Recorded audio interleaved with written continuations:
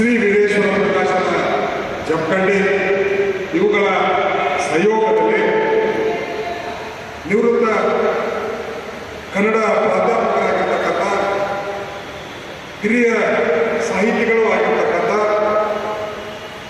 ಸಾಹಿತ್ಯ ಕ್ಷೇತ್ರಕ್ಕೆ ಕನ್ನಡ ನಾಡುಗಳಿಗೆ ತಮ್ಮದೇ ಆಗಿರ್ತಕ್ಕಂಥ 8 ಗ್ರಂಥಗಳನ್ನು ಸಮರ್ಪಣೆ ಮಾಡಿರ್ತಕ್ಕಂಥ ಡಾಕ್ಟರ್ ಸಂಗಮೇಶ್ ಮಠೋಳಿರವರು ರಚನೆ ಮಾಡಿರ್ತಕ್ಕಂಥ ಜಮಖಂಡಿ ತಾಲೂಕಿನ ಅಪರೂಪದವರು ಕೃತಿ ಲೋಕಾರ್ಪಣೆ ಮತ್ತು ರಾಜ್ಯ ಮಟ್ಟದ ಸಾಧಕರತ್ನ ಪ್ರಶಸ್ತಿ ಪ್ರದಾನ ಸಮಾರಂಭ.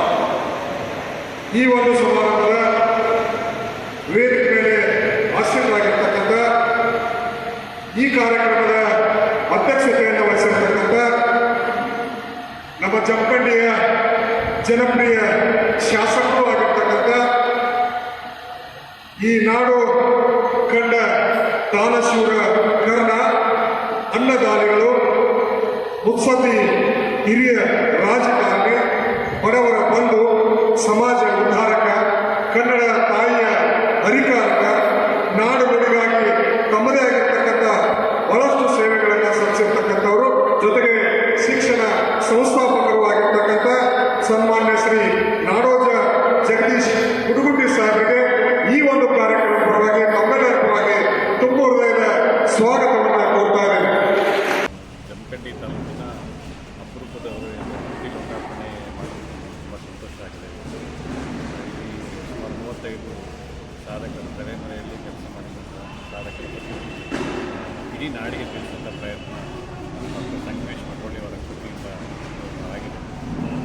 ಅನೇಕ ಜನರಿಗೆ ಇದರಿಂದ ಮುಂದೆ ರಾಜ್ಯ ಮತ್ತು ರಾಷ್ಟ್ರ ಮಟ್ಟದಲ್ಲಿ ರೆಕಗ್ನಿಷನ್ ಸಿಗ್ಬೋದು ಅಂತ ನನ್ನ ನಂಬಿಕೆ. ಈಗಾಗಲೇ ಅವರು ಗ್ರಾಮೀಣ ಪುಸ್ತಕ ಬರೆದು ಅದರಲ್ಲಿ ಒಂದು ಸುಮಾರು 50 ಜನಕ್ಕೆ ಪಿಂಚಣಿ ಬರಲು ಹೆಲ್ಪ್ ಆಯಿತು ಅಂತ ಹೇಳಿದ್ದಾರೆ. ಸೊ ಅದೇ ರೀತಿ ಈ ಪುಸ್ತಕದಿಂದ ಈ ಮಹಾನ್ ಸಾಧಕರ ಬಗ್ಗೆ ಇಡೀ ನಾಡಿಗೆ ಮತ್ತು ಜಮಖಂಡಿ ಮುಂದಿನ ಪೀಳಿಗೆಯವರಿಗೆ ತಿಳಿಸುವ ಪ್ರಯತ್ನ ಕೂಡ ಅದೇ ರೀತಿ ಯಶಸ್ವಿಯಾಗಿ ಸಾಧಕರಿಗೆ ಹೆಚ್ಚಿನ ಪ್ರಶಸ್ತಿಗಳು, ಪುರಸ್ಕಾರಗಳು, ಬಿರುದುಗಳು ಬರಲಿ ಅಂತೇಳಿ ನಾನು ಆಶಿಸುತ್ತೇನೆ. ತುಂಬ ಸುಂದರವಾಗಿದೆ ಈ ಕಾರ್ಯಕ್ರಮ. ಎಲ್ಲ ಸಾಧಕರಿಗೂ ಮತ್ತೊಮ್ಮೆ ನನ್ನ ಕಡೆ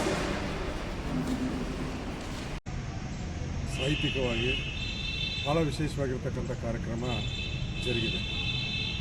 ಅದಕ್ಕೆ ಸಾಕ್ಷಿ ಇವತ್ತು ದೇಸಾಯಿ ಸರ್ಕಲ್ಲಿನಲ್ಲಿ ಭವ್ಯವಾದಂಥ ಮೆರವಣಿಗೆ ನೆರವೇರಿಸುವುದರ ಮೂಲಕ ರಾಂಡೆ ಭವನದಲ್ಲಿ ಬಹಳಷ್ಟು ವಿಶೇಷವಾಗಿರ್ತಕ್ಕಂಥ ಸಾಧಕರ ಒಂದು ಸನ್ಮಾನ ನೆರವೇರಿಸುವುದರ ಮೂಲಕ, ಜೊತೆಗೆ ನಮ್ಮ ಜಮಖಂಡಿ ತಾಲೂಕಿನ ಅನೇಕ ಸಾಹಿತಿಗಳು, ಸಾಹಿತ್ಯ ಆಸಕ್ತರು, ಕನ್ನಡ ಅಭಿಮಾನಿಗಳು ಎಲ್ಲರೂ ಭಾಗವಹಿಸುವ ಮೂಲಕ ಭಾಳ ವಿಶೇಷವಾಗಿರ್ತಕ್ಕಂಥ ಕಾರ್ಯಕ್ರಮ ಜರುಗಿತು.